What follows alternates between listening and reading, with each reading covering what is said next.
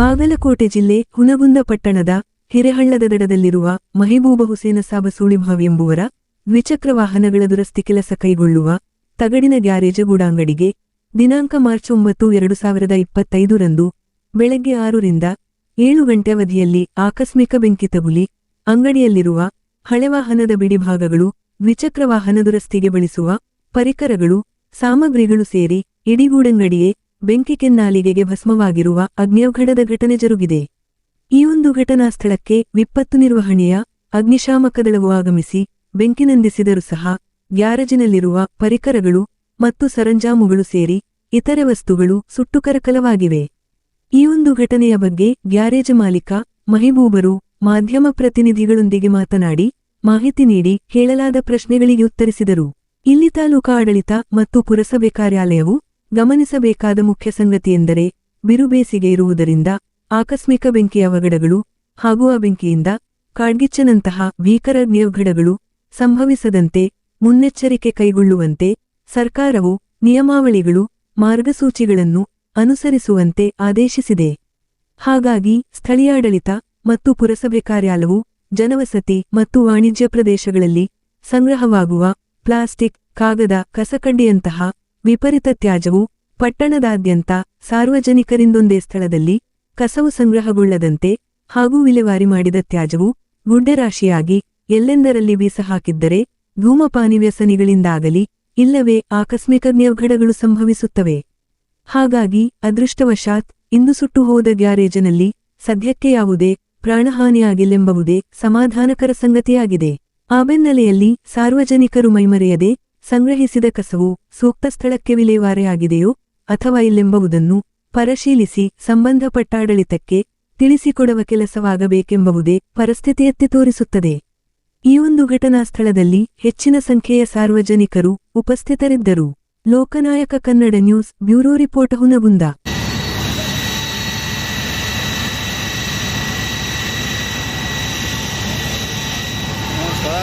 ದುಡ್ಕೊಂಡು ತಿನ್ನೋರ್ಗು ಹಿಂಗೆ ಮಾಡ್ಕೊಂಡು ಕುಂತಾರೆ.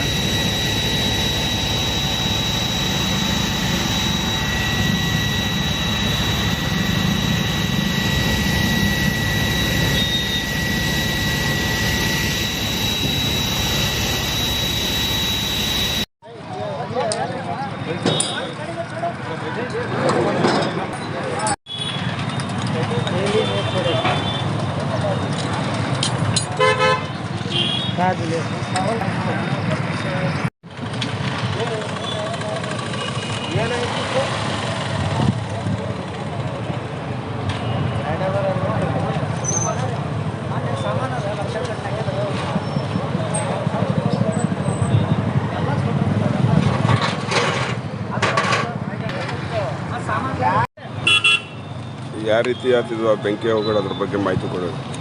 ಆಕಸ್ಮಿಕವಾಗಿ ಹಚ್ಚಿದ ಬೆಂಕಿ ಸರ್.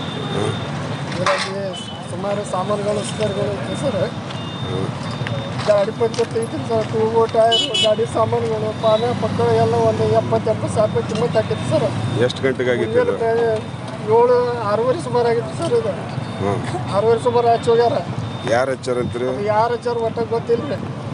ಯಾರು ಹಚ್ಚಾರ? ಹಚ್ಚಿ ಹೋಗಿರ್ತಾರೆ. ಯಾರು ಸಂಡಸಿ ಅಂತ ಬಂದಿರ್ತಾರ, ಇಡಿಸಿದವರು ಬರ್ತಾರ. ಅವ್ರ ಬದುಕು ಅವ್ರ ಮೇಲೆ ಅನುಮಾನ ಸರ್. ನನ್ನ ಮತ್ತೆ ಏನಿಲ್ಲ. 6ರಿಂದ 7 ಮಧ್ಯೆ ನಾನು 9:00 ಬರೋ ಅಂಗಡಿಗೆ 9:00 ಬಂದಿದ್ದೆ. ಅಂಗಡಿ ಎಲ್ಲ ಬಸ್ನಾಗಿ ಸರ್. ಅಂಗಡಿ ಒಳಗೆ ಏನೇನಿದ್ದು ಸಾಮಾನು? ಅಂಗಡಿ ಒಳಗೆ ಗಾಡಿ ಸ್ಪಾನರ್ಗಳು, ಮೆಕ್ಯಾನಿಕ್ ಕೆಲಸ ಮಾಡ್ತೀನಿ ಸರ್ ನಾನು. ಸಣ್ಣ ಚಿಕ್ಕದೊಂದು ಕಂಪ್ರೆಸರ್ ಇತ್ತು, ಟ್ಯೂಬ್ ಟೈರ್ಗಳು ಇಟ್ಟಿದ್ದೆ, ಸ್ಪೇರ್ಗಳನ್ನು ಇಟ್ಟಿದ್ದೆ, ಸುಮಾರು ಸಾಮಾನುಗಳು ಇಟ್ಟಿದ್ದೆ. ನನಗೆ ಗೊತ್ತಾಗ್ತಾ ಇಲ್ಲ. ಈಗ ಎಷ್ಟು ಪ್ರಮಾಣದ ಹಾನಿ ಆಗಿತ್ತು? ಈಗ 89 ಸಾವಿರ ರೂಪಾಯಿದು ಹಾನಿ ಆಗಿದೆ ಸರ್. 70-80 ಸಾವಿರ? ಹೌದು ಸರ್.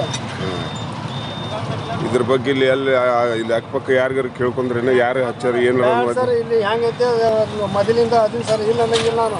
ಅವ್ರ ಮೇಲೆ ಇವರು ಅನುಮಾನ ಪಟ್ಟಪ್ಪ ಮತ್ತೆ ಬೇರೆನೇ ಆಗುತ್ತೆ ಸರ್. ಅದು ನಾನು 24 ತಾಸು ಇಲ್ಲೇ ಇರೋದು ಸರ್.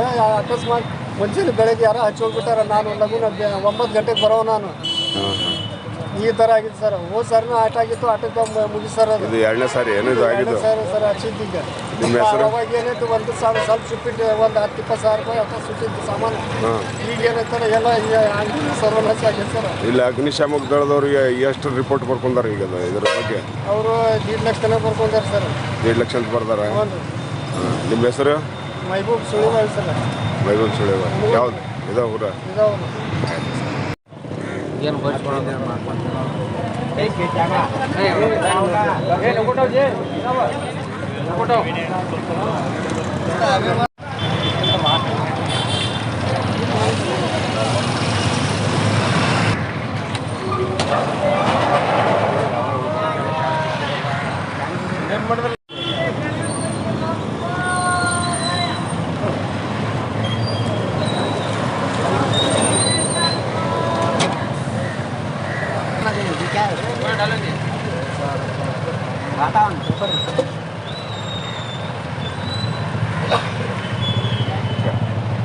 ಯಾವ್ದು?